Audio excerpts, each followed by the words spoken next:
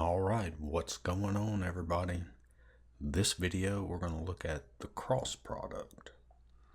So the cross product it's unlike the dot product. The dot product we did in the last video. That's the section before this one. The dot product, when we found the dot product of two vectors, we got a scalar. When we do the cross product, we're going to get a vector. All right, but before we get into doing the cross product, let's just do a very, very quick review on determinants. So we have the determinant of order 2, so we have a 2 by 2. That's just remember the determinant is A times D minus B times C. You multiply the diagonals and subtract them. So for example here, if we're going to find the determinant here, it's 2 times 4, okay, minus 1 times negative 6. 1 times negative 6, and so that's going to give us 8 plus 6, which is 14. All right, so that's easy enough there. And then remember we have determinant of order 3. That's this thing right here. And look, don't memorize that. Okay, don't memorize this. Look, what it is, whenever you're finding the determinant, I like to use the first row. So if we take this right here, we cross out the first row and the first column. I'm sorry, I said that backwards. The first row and the first column. All right. So you see where they meet here? That's A1. So we got A1 times the determinant of this. You see that? And then we just move to the next one. We cross out the second column and first row. All right. And see, it's going to be A2 times the determinant of you see what's left over here? And then the same thing when we go here to A3, it's going to be A3 times the determinant of this. There it is. And whenever you do this, and I'm not going to go and write all the details of this and everything. You can look it up. That you learn this in pre-calculus. When you start here with the first column, you do the first row and the first column, then it's positive and the signs are going to alternate, positive, minus, positive. Okay, so plus, minus, plus. It's going to alternate like that. Okay, like I said, you can go back to your pre-calculus and read up on that, and it should have it in there. But that's, you've already had this. So, all right. So when we find the determinant here, we're going to do what? We're going to first column, first row. So let's see what we get here. All right. So this is going to be 1 times the determinant of this. 0, 1, 4, 2. Okay. And then minus, and then look at this when we do and I'm going to do this faster, as we go through and work the problems. I'm just going to go through it kind of slow on this one. So that's going to be the 2 times the determinant of 3, 1, negative 5, 2, 3, 1, negative 5, 2. And then we've got plus. And so then we cross this out. So that's going to be negative 1 times the determinant of this. 3, 0, negative 5, 4. All right. And so this is going to give us 1 times, and that's going to be what? 0 times 2 is 0, minus 1 times 4 is 4, minus 2 times, 3 times 2 is 6, minus 1 times negative 5 is negative 5. And then plus, well, actually not plus, that's going to be minus, and that's going to be 3 times 4 is 12, minus 0 times negative 5 is 0. And so whenever you calculate all this, that's going to give you negative 38 is your answer. All right. So that's a quick review on determinants. All right. All right, so let's see what we've got here. We've got if vector A is A1, A2, A3, and vector B is B1, B2, B3, then the cross product of vector A and vector B is the vector, and this is the cross product of A and B. We set it up like this. We've got vector A here, vector B here, and then we have the vectors I, J, and K. And so all it is taking the determinant of this. Remember, we cross out the first row and then we do each column. So that's going to be I times the determinant of this minus the vector, the sign changes, J, vector J, times the determinant of A1, B1, A3, B3. All right. And look, let me do this. Okay, so we cross this out. So that's I and then times this determinant. Okay. And then we cross this out. So it's vector J times the determinant of this. And you can see there it is. And then it's vector K times the determinant of this vector, which is right here. And that's all you're doing. So don't try to memorize all this. Be able to just kind of, if you need to draw the lines, go ahead and draw the lines like I just did. But eventually you'll work these things so many times, you'll just be able to do it all in your head. Okay? All right. So let's look at this example here. So let's find the cross product of A and B. So here we go. So we've got the cross product of A and B. So that's going to be I, J, K. We got 1, 3, 4, 2, 7, negative 5. All right. So let's see what we've got. All right. So we can cross out the first row and then let's do the first column. So that's the determinant of this. So that's going to be 3 times negative 5 is negative 15 minus 7 times 4 is 28 times vector I. All right. And then we'll cross this out. And that's minus, the signs change.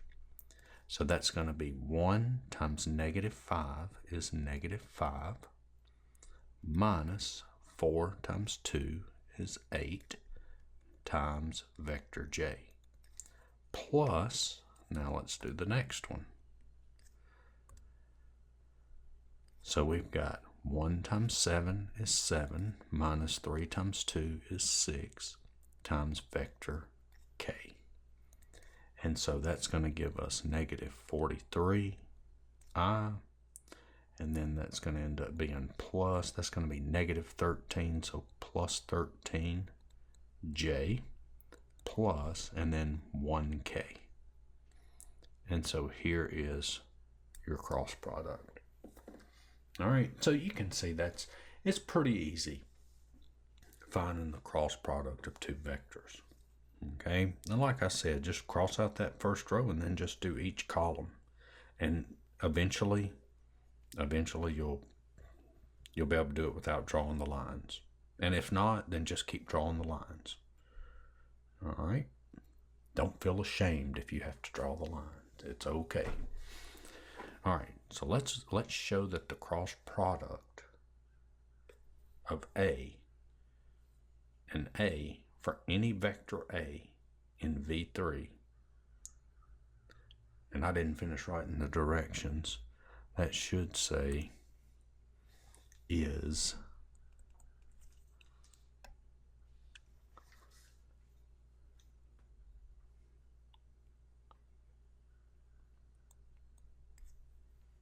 the zero vector. That's what we want to show. So we want to show the cross product of A and A is equal to the 0 vector. All right, so let's write vector A. So vector A, that would be A1, A2, A3. There's vector A. Now let's do the cross product. So the cross product is equal to, that's going to be I, J, K, and we got A1, A2, A3, A1, A2, A3. All right, so let me come down here and write it. I might need the room. All right, so let's cross out that first one. Then we'll cross out the first column. And so that's going to be A2 times A3, A2 times A3 minus A3 times A2. And that's times vector I minus, sign changes. All right, now let's do the second column. And so that's going to be A1 times A3 minus A3 times A1. And that's times vector J plus, and then let's cross out this third column. It's going to be A1 times A2, A1 times A2 minus A2 times A1, A2 times A1 times vector K. And then obviously here you can see that's 0 times vector I. This is 0 times vector J. This is 0 times vector K. And that is just equal to the 0 vector. And you can see there we've shown that. All right. All right, so hopefully all that made sense. All right, so let's look at the next thing. And I tell you, when I work these examples, I keep catching myself. I keep wanting to ask, are there any questions? I don't think I've done that in the video yet. I may have, I don't know, but if I do, I'm just used to asking are there any questions after I explain something. So, but anyway, let's get back to the lesson. All right, so we got a theorem. So it says the vector A, B, the cross product of A and B, is orthogonal to both vector A and vector B. Okay, so when we take the cross product of two vectors, that vector we get is orthogonal to both of them. All right, and then we have, if theta is the angle between vectors A and B, where theta is between 0 and pi, then, all right, so what is this? This is the length of the cross product is equal to the length of A times the length of B times sine theta. Okay, so that may come in handy. All right, so what that does is that gives us the length of the cross product. And then two non-zero vectors A and B are parallel if and only if the cross product of A and B is equal to 0. And actually that should be is equal to the 0 vector. All right. All right, so let's think about that. I don't know how many of you are watching this that watched my last video on dot product, but if you remember, there was an example we had in that video where we had to determine if vectors were parallel, orthogonal, or neither. And we determined if the vectors were parallel. There was a way that we did that. But if you remember, when we did the dot product, okay, if you watched that video, or if you didn't and recall from your lesson that your teacher gave you or another video you watched about dot product, if you take the dot product of two vectors and that equals 0, then that means the two vectors are what? Perpendicular. Okay, so that's a quick way to determine if two vectors are perpendicular or orthogonal, is if their dot product is 0. But now we have an easy way to determine if two vectors are parallel. So if their cross product is the 0 vector, then that means they're parallel. Okay?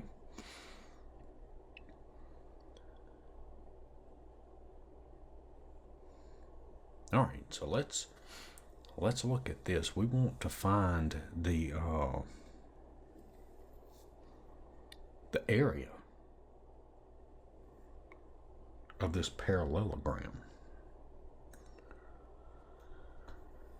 All right, so the area of this parallelogram. Well, what's the area of a parallelogram? Well, the area is equal to the base times the height. So it's the length of the base times the height right there. Okay. So we know that the length of this base, that would be the magnitude of vector A. Well, what would be the height of this parallelogram? Well, we've got theta here. This is the side opposite, and this is your hypotenuse because this makes a right angle. So we know that sine theta is equal to opposite over hypotenuse, which the length of this, that would be the length of vector B, right? So this tells us that H is equal to the magnitude of B times sine theta. And so that gives us the area is equal to the length of the base, which is, that's the length of vector A, times the height, times what? The length of B times sine theta. Okay? So this is just equal to what? Well, I mean, we could write it like this, couldn't we?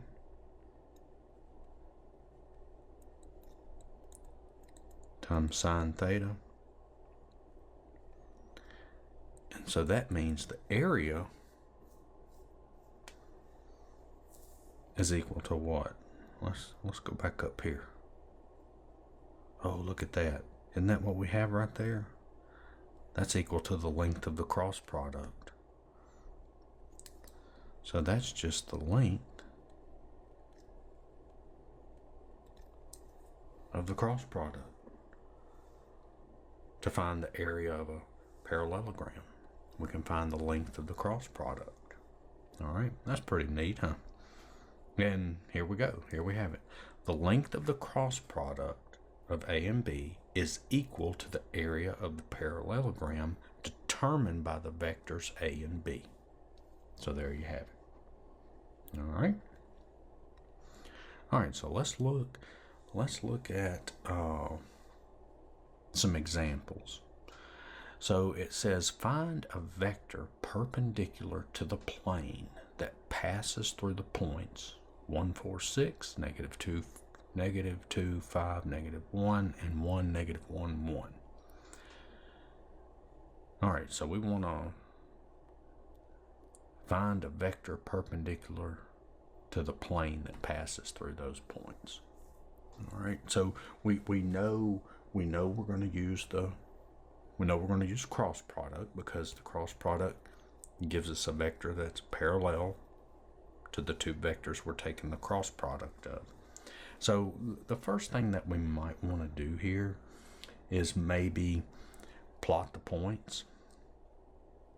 So let's do that. So let's see.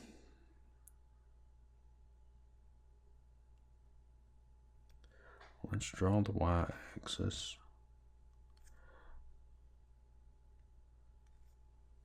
I may need to redraw that.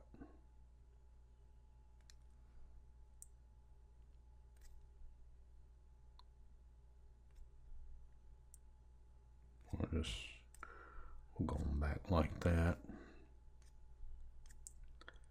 So this would be y, this would be your x-axis, and this would be your z-axis. And let's make our little marks.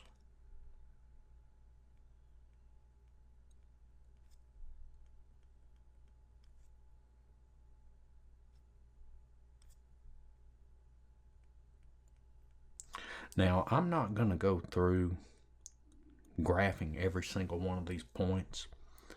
I'll go through kind of slow graphing one of them, and then I'll throw the other ones on there, and I'll show you a little program too. That's pretty neat. All right, so let's look at this point here, 1, 4, 6. All right, so we know this is x, y, z. So we're going to go 1. See the 1 on the x. We're going to go 1, 2, 3, 4 on the y. And what we want to do is, you see where these things meet.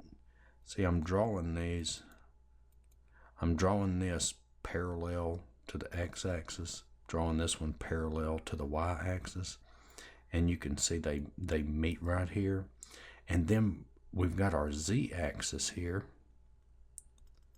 Okay, so I'm going to go up 6 units. So I'll go up 1, 2, 3, 4, 5, 6 units. Go up something like that, and that point would be about right in there.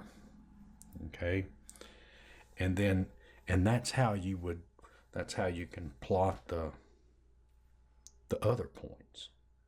Okay, so this would actually be point P. And then Q would be, let's see,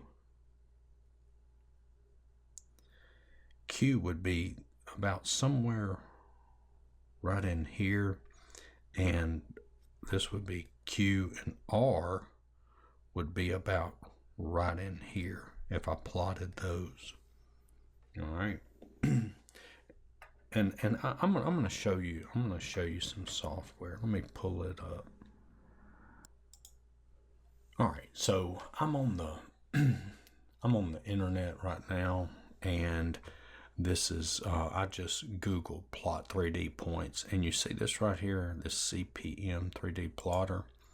So if I click on that, all right, and I can come over here and add a point. So the point I want to add, let me get that point. That was the point 146, right? So just click on this point, and X is 1, Y is 4. And you can see the point over there moving, and Z is 6. And there's that point. And then you can add another point for the next one. That was point Q, which that was what? -2, 5, and then it was -1. So about right there. And then the next point, Z, is X was 1, Y was -1, and Z was 1. So, go ahead and plot the points yourself. And then, after you plot them, then you can pull this up and just kind of check to make sure that you got them right. Don't use this to plot your points, just use it to check it. Because if you use this every time, then, and you know something, let's see. I don't know if you can see. I just looked, I think it's kind of cutting off a little bit. Let me just pull that up. There it is. I think you could see some of it, but sorry about that if it cut off. But you can see the points. There was P, this was R, and this was Q. And so, you can use this to check. All right. All right, so there they are. So now you can see that we have, you see the vectors we have here? We've got vector PQ, and we've got vector PR. Okay, so what we're going to do is we're going to find the cross product of PQ and PR, and then that will give us a vector perpendicular to that plane there. All right. So the first thing I need to do is I need to find vector PQ, and I need to find vector PR. So do you remember how to do that? And so let's see. Let me move this.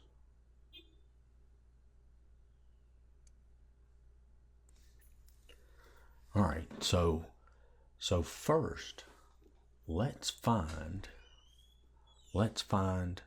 vector PQ. So I've got vector PQ. Well, do you remember what that is?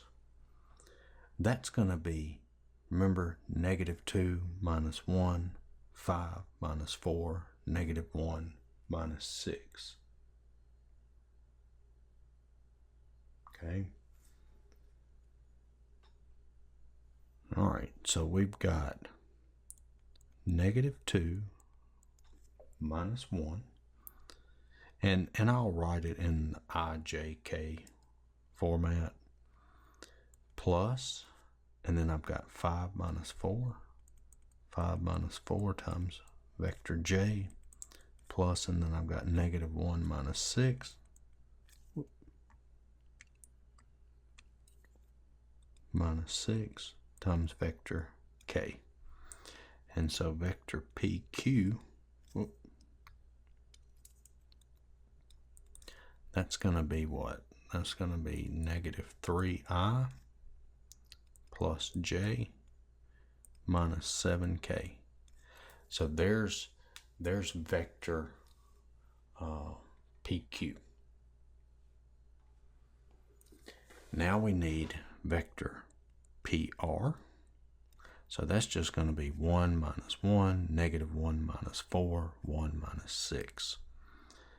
So that's going to be 1 minus 1 times vector I plus -1 minus 4 times vector J plus, and then I've got 1 minus 6 times vector K. So I've got vector, why do I do that? So I've got vector PR is equal to, well, that goes to 0. And so I've got -5J minus 5K. And so what do I need to do? What do I need to do in order to, and I'm going to erase this so I have some room. So what do I need to do in order to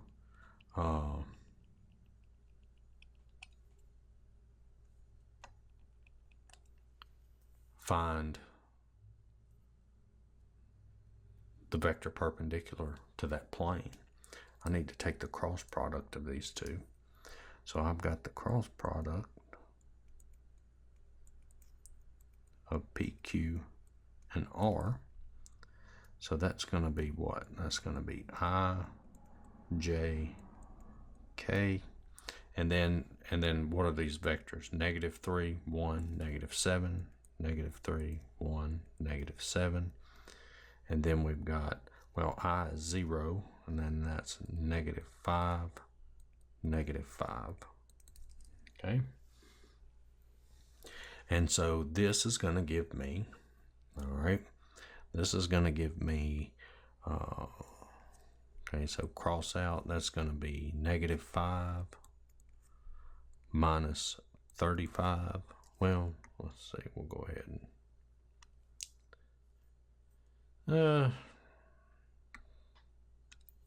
let's go ahead and just multiply it out. So when I cross this and this out, I'm left with this determinant right here. That's going to be -5 minus, and then -5 times -7 is 35 times vector I minus, remember the signs change, so I'm going to cross this out and this out, so that's going to be -3 times -5 is 15 minus 0 times vector J plus, and then I'm going to cross this out, That's going to be this times this, which is 15 minus 0 times vector k. And so that is going to give me negative 40i minus 15j plus 15k.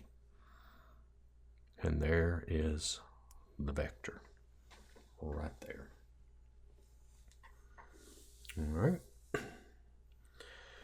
All right, so let's look at the next example. It says find the area of the triangle with vertices, and it's the same vertices as before. Okay, it's the same vertices as before. And basically what we're doing here, and I kind of wish I wouldn't have erased all that now, but I did. So I'm just going to kind of roughly sketch it in.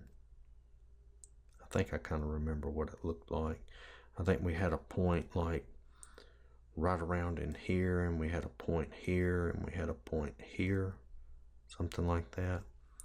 And there were those vectors there. And I want the area of this triangle here. Okay. So if we look at this, see, if we extend these on out, okay, we've got a parallelogram. I know the way I have it drawn, it kind of looks like a rectangle, but I don't think it is. It's a parallelogram. So look, if I'm looking for this area here of this triangle, well, what can I do? Well, remember earlier it said the area of a parallelogram is the length of the cross product of the vectors. So the cross product of these vectors, if I do the length of that, that's going to give me the area of this parallelogram. And see, I've already calculated the cross product right here. Okay? So that's going to give me the area of this whole parallelogram if I find the length. And then all I have to do is what? That's right. I just got to half it, and that's going to give me the area of that triangle. Okay?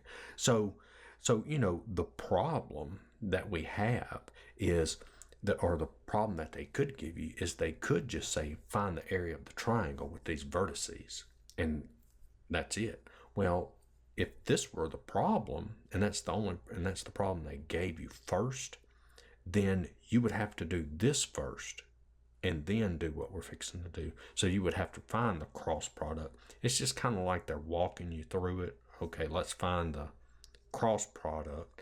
Okay, so now I want you to find the area. Well, you got to go back and use that cross product.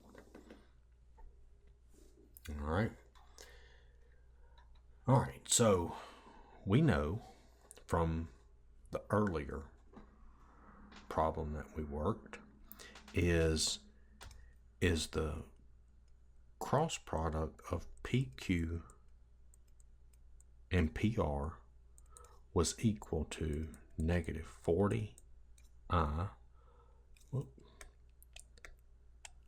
minus 15j plus 15k. That's the cross product. That's what we calculated in the first one. So that's the first thing we would have to do. And now what do I want? I want the length of that cross product.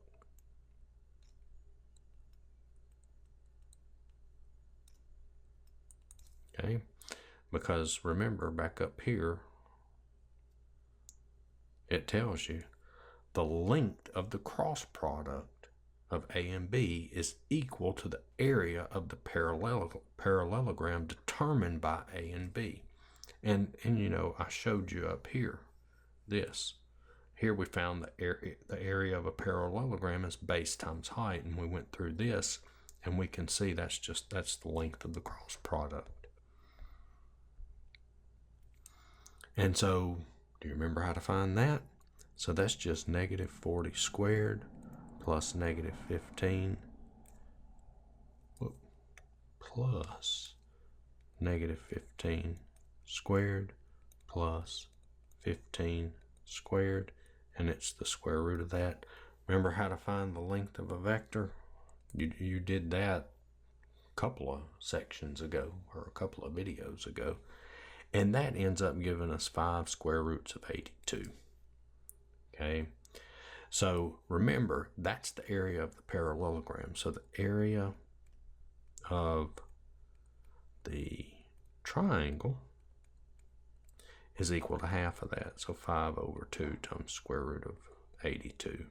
And so that would be the area of that triangle. All right. All right, so let's look at some stuff here. All right, so we got properties of the cross product.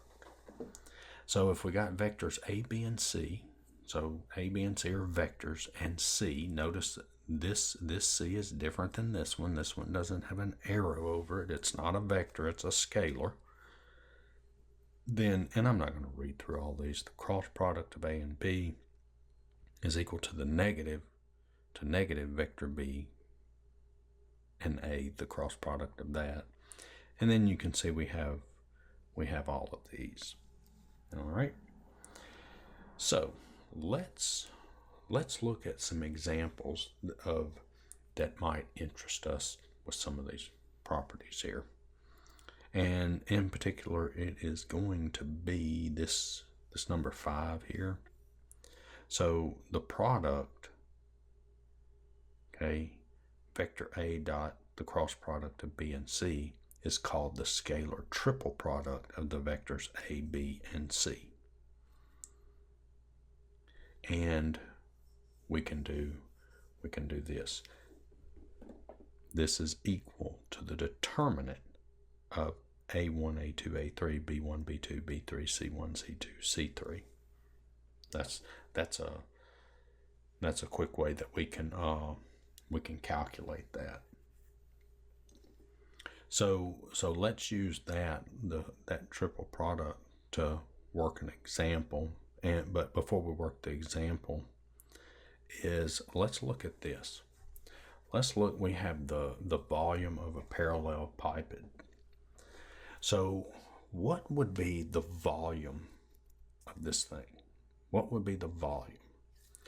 Well, the volume, let's just kind of work through it. So we know the volume of this would be the area of the base here, right? The area of this base times what?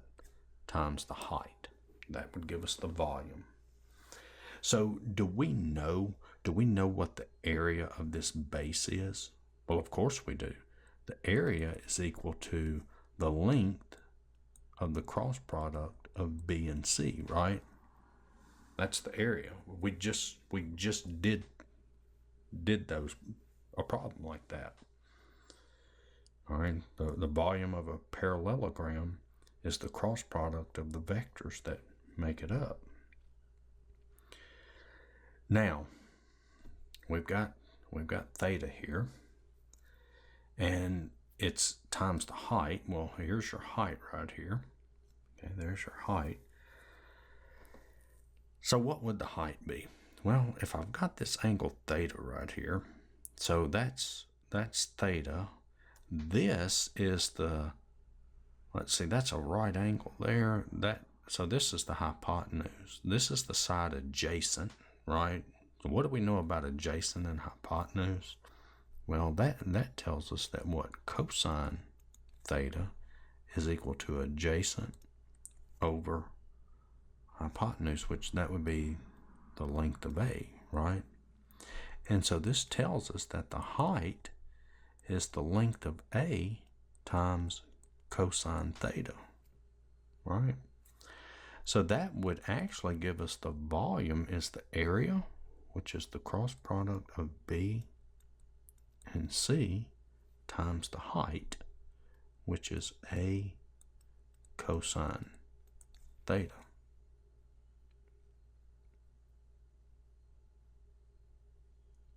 So what does that equal? So that means the volume is what? Well, let's let's think about what this is real quick. All right, so if you remember when you were doing dot product, that the length of A times the length of B times the cosine of theta is equal to the dot product of A and B. Okay? And so this is just equal to, that's the dot product of A and the cross product of B and C. And we got the length of that. That's going to give us the volume. And I'm sorry, this should be length of cosine theta. All right.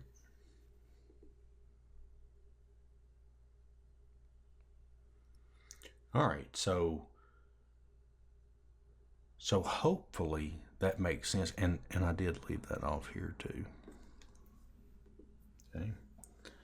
So there's your, that's the height. Okay, that's the height.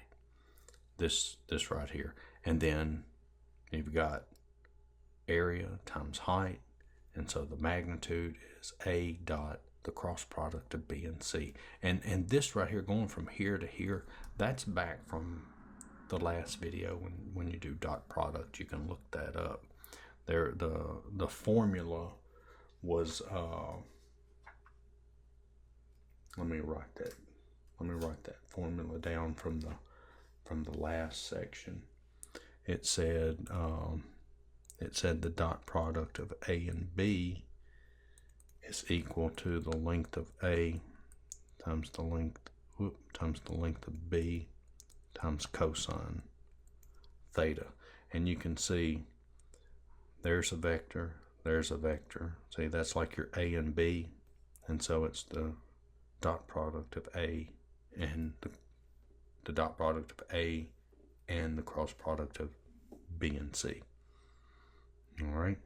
So, and I showed you that. So here you go. Here's your formula. It says the volume of the parallelepiped determined by the vectors A, B, and C is the magnitude of their scalar triple product.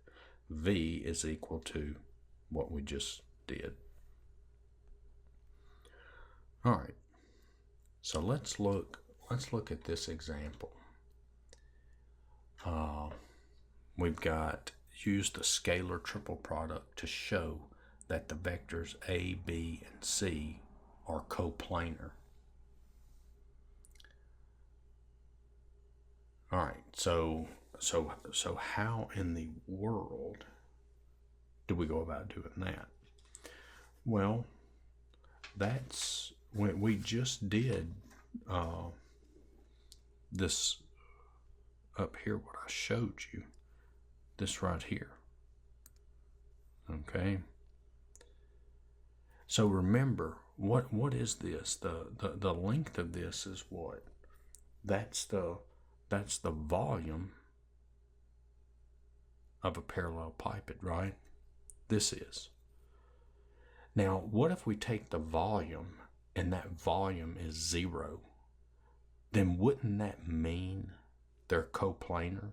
If we can show that the volume is 0, then that means, yeah, okay, it's a, it might be a parallelepiped, but look, this height here is going to be 0. There's no volume. Okay, so you take the area here times, if that height is 0, the volume is 0. And so they're all coplanar. And so remember, we can use that A dot, the cross product of B and C, is equal to, now remember, that's just the determinant of these. 1, 4, -7, 2, -1, 4, 0, negative 9, 18.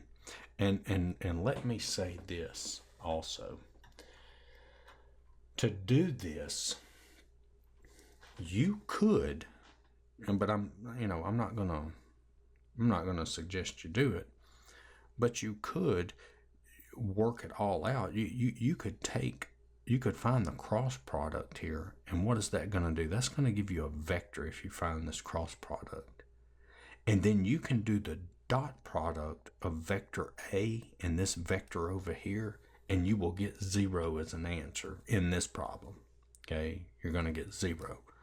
But you can do that. So, if you wanted to come over here and you wanted to do I'm not going to do it, but I'll just write it down so you can see. Then you do 2, negative 1, 4, 0, negative 9, 18. If you did that and you went out and you found that vector, and that vector is actually 18i minus 36j minus 18k. When you do this, when you do the cross product, you'll do this. So if you want to check it and verify it, you can come back and then do the dot product of these two vectors, and you'll see you get 0 as an answer. Okay, and doing that, that's going to be the same thing as what we're doing here, just finding this determinant. Okay. All right, so that was just something real quick I wanted to show you. But like I said, when you're doing this scalar triple product, just do this, do the determinant. Okay. So let's see what we've got here. So we're going to cross this out. So that's going to be 1 times. So the determinant of this, so that's negative 18 minus negative 36. Okay. And then remember, the signs alternate. And then we'll cross this out. That's going to be 4 times. That's 2 times 18 is 2 times 18 is 36. And then 0 times 4 is 0. And then we've got plus and then negative 7 times, and then determinant of this. So that's negative 18 minus negative 1 times 0 is 0. And this actually, you can verify it, that's going to give you 0. So we've shown that the volume is 0. So that means that those 3 points, or those 3 vectors, are coplanar. All right. And this right here, if they gave you the 3 vectors like this, and they said find the volume of the parallelepiped, this is how you would do it. Okay, that's all we did, is we found the volume of a parallelepiped, and it was 0, so that means they're coplanar. All right, so we're just about finished. So let's look at it. Let's look at this. So it says the torque tau relative to the origin is defined to be the cross product of the position and force vectors. So the tau, vector tau, is equal to vector r cross vector f, and measures the tendency of the body to rotate about the origin. The direction of the torque vector indicates the axis of rotation, and the magnitude of the torque vector is, so the magnitude of tau is equal to the length of the cross product of r and f, which is the length of r times the length of f times sine theta. Okay, we saw this earlier. Okay, that was one of the properties earlier. You can look back in the notes, because I know when you watch my videos, everybody takes notes, right? And so, this is what we have here. This is, so we've got the bolt going out this way, and then you've got a wrench right here, and you're going on a force down here. Okay, so this force, and it makes an angle with vector r here. Okay, and so that's, it's just what it says. It says theta is the angle between the position and force vectors.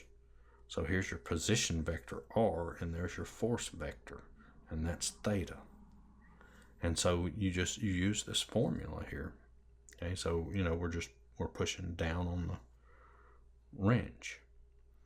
All right, so let's look at this. It says a bolt is tightened by applying a 40 Newton force to a 0.25 meter wrench.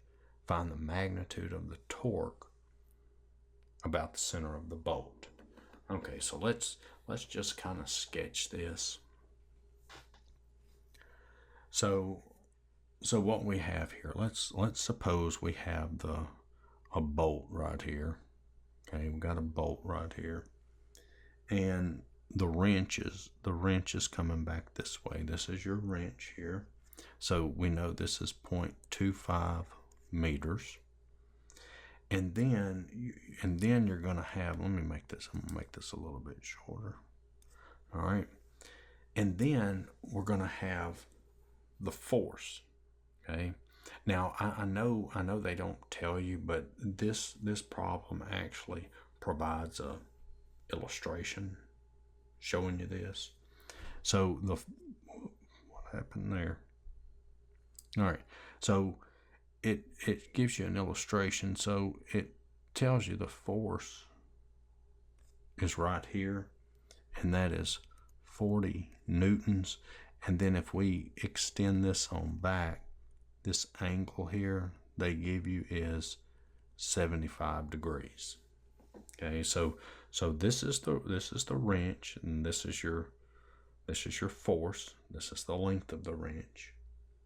Okay, so what do they want us to do? They want us to find the magnitude of the torque.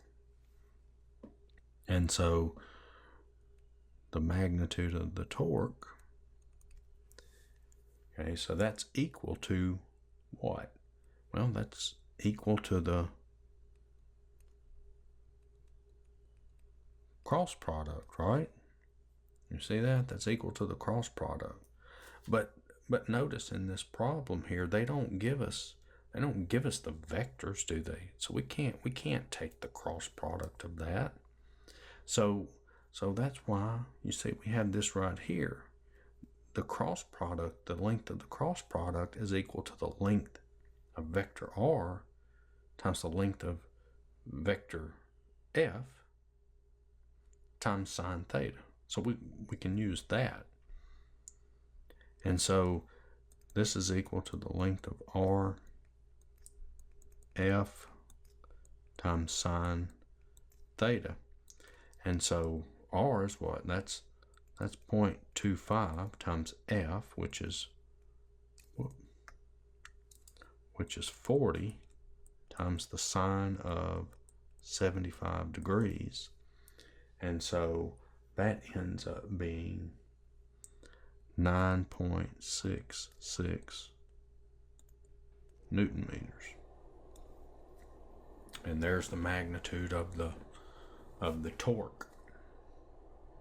Okay. Now, one thing that I want to mention, and you might want to go and do a little more looking into this on your own. It's hard for me to explain it without you seeing. So I'll just kind of go over it a little bit. So if A and B are vectors and they're represented by a direct line segment with the same initial point, okay, so they have the same initial point the vectors do. So, you got vectors A and B. And you got A and B. And they're separated by some angle, theta. Well, your cross product is right here. Okay, so there's your cross product. Now, so it says that the cross product points in a direction perpendicular to the plane through vectors A and B. So the cross product is perpendicular to the plane through A and B. So what happens is the direction of A and B is given by the right hand rule. So if you take the fingers of your right hand and curl in the direction of a rotation through an angle less than 180 through A and B, so you make the angle when you curl your hand, then your thumb points in the direction of A and B. All right, so I don't know if you can picture that or not, but it's, I'm not really going to be able to show you, but it's just, you curl your fingers and your thumb's going to point in the direction of the cross product.